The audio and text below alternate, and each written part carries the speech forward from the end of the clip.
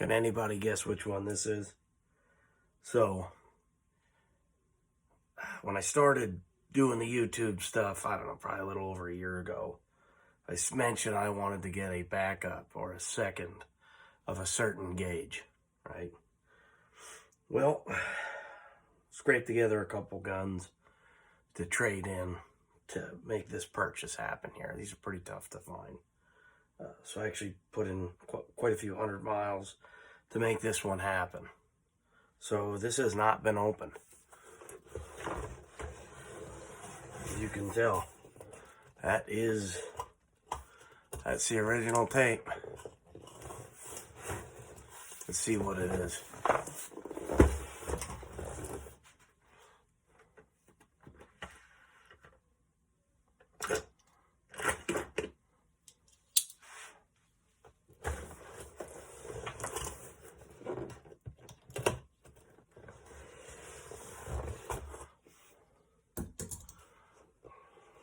Somebody has to have an idea.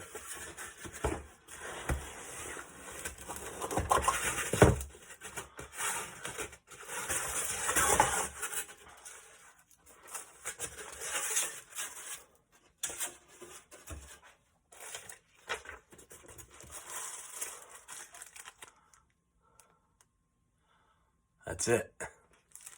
It's number 2. So it was kind of hard to justify probably almost having a second one. I had literally been looking for a side-by-side or an over and under or a pump,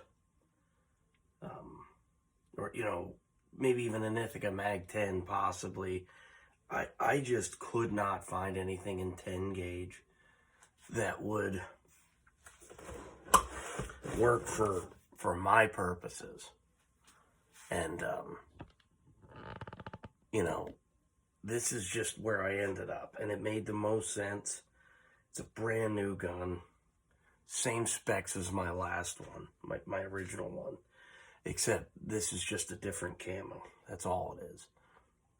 This is Shadowgrass Habitat, so the Shadowgrass Blades Habitat versus just Shadowgrass Blades.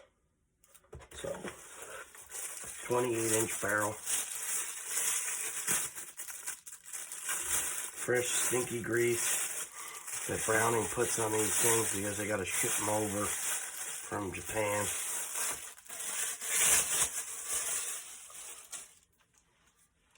And man, is it stinky grease too. So it stays well, you know. They can afford to ship them over and they won't get rusty on the boat.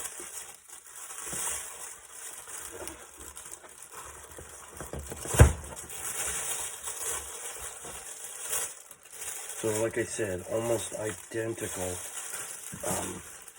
specifications as the last one. Literally almost identical.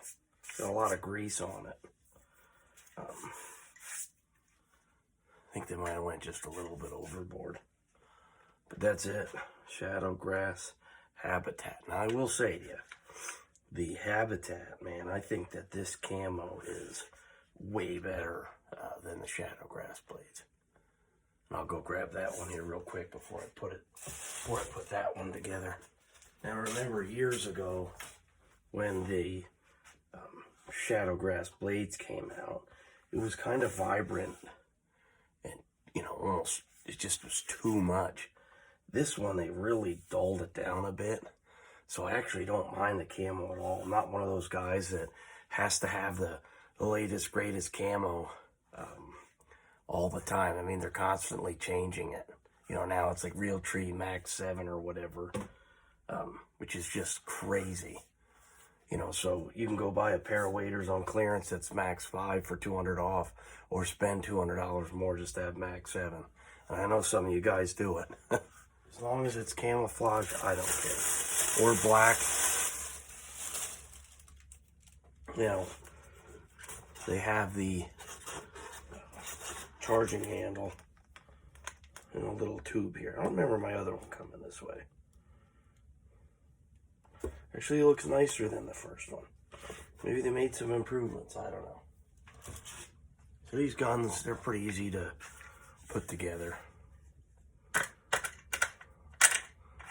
These are tough to find. I had a hard time finding them. I paid a lot more for this one. First one I think I paid like $14.80. This one I paid $16.80. So I had to make a couple guns from my collection disappear to make this one happen. So all you got to do, take the fore end off, put the charging handle in. When you're cocked back, make sure that you don't hit the release button, because you'll ding your receiver.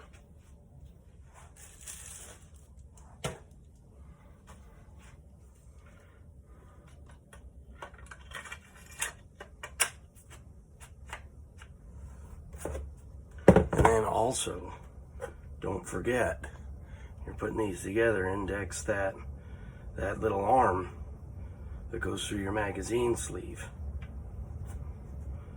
Slide your fore end on.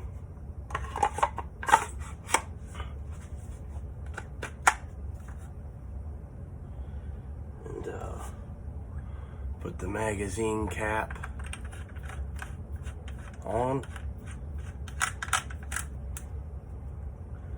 And I know a couple of you guys that watch me, which, you know, I certainly don't have a huge audience.